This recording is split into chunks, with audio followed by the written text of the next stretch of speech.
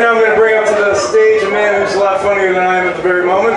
His name's Roule. Thank you, Jason.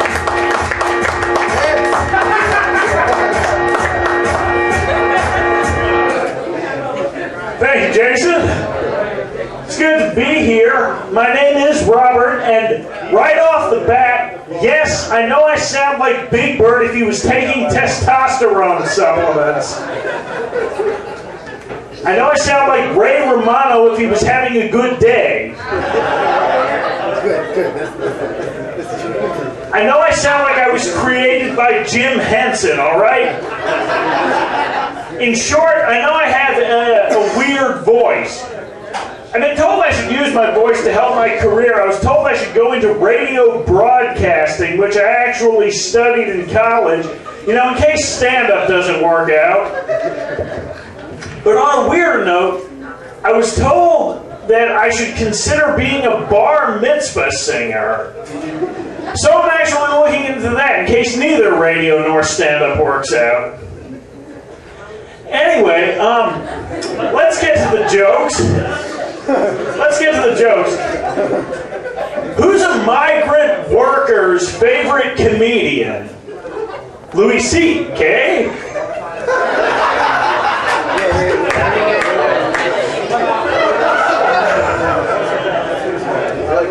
So, I'm a little disappointed tonight because, you know, I invited a girl to come, you know, see the show, come see me perform, and she didn't want to come.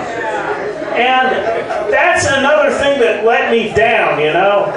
Just like when I was in 5th grade and I was about to take sex ed for the first time, and some 6th grader told me that one day they get this woman to come into class, and she strips naked and each boy gets a turn to take a flashlight and shine it up her twat. Lying motherfucker.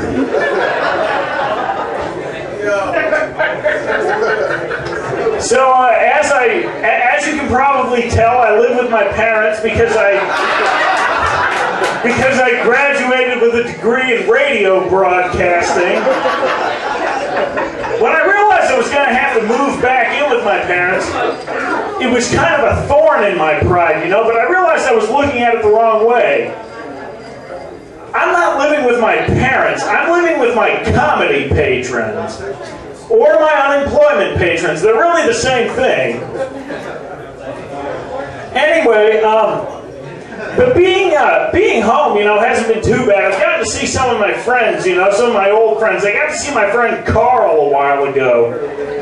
He's been a good friend of mine for a long time, but of course, like any friends, you know, we have our disagreements. For example, I hate his religion. I hate it. Now, don't get the wrong idea, all right? I don't hate his religion because of what they believe in, okay?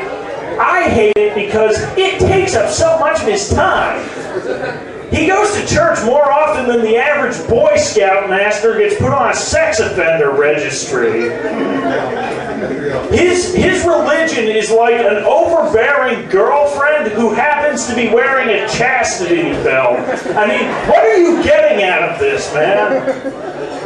But I call him on a Saturday night, you know, I'm like, hey man, you want to go bowling tonight? And he says, I can't, my family and I have to go to church. And I'm like, okay, you want to go tomorrow? And he's like, we go to church on Sunday too. And I'm like, wait a second, you go to church on Saturday night and Sunday morning?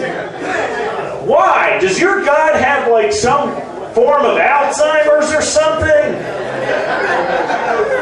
I mean, if your God has Alzheimer's, he's obviously not much of a God. I mean, would you be humbled if you died and found out that God was just some old, demented, immobile, incontinent man drooling on his pants and watching the Andy Griffith show on TV Land? I'd be pretty pissed if I found out I went to church for someone like that. Yeah. Anyway, I got myself a Twitter account a while ago, and I realized Twitter is good if you're a comedian because hashtags basically allow you to explain jokes without sounding like an idiot. Okay, hashtag jokes I should give up on. No, but the interesting thing about Twitter is that with hashtags, you can basically tell a joke backwards if you want to, you know? For example, the tweet, concealing boners, hashtag kid tested mother approved, or kid tested mother approved, hashtag concealing boners. It works either way.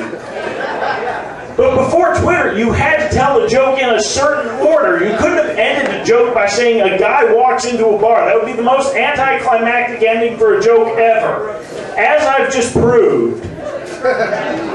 One last thing I'll get out of here. I do go on dates occasionally, despite the fact that I sound like Chewbacca if he learned how to speak English.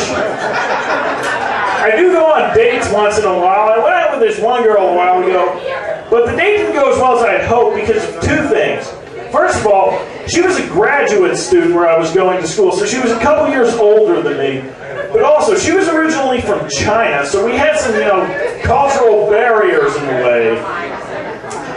And so we go on the date, right? And at the end of the date, we're talking, and she says, look, Robert, I really think it would be a good idea if we were just friends instead. And I said to her, is there any particular reason?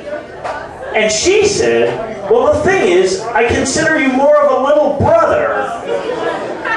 And I'm like, wait a second, you're from China. What do you know about having siblings and all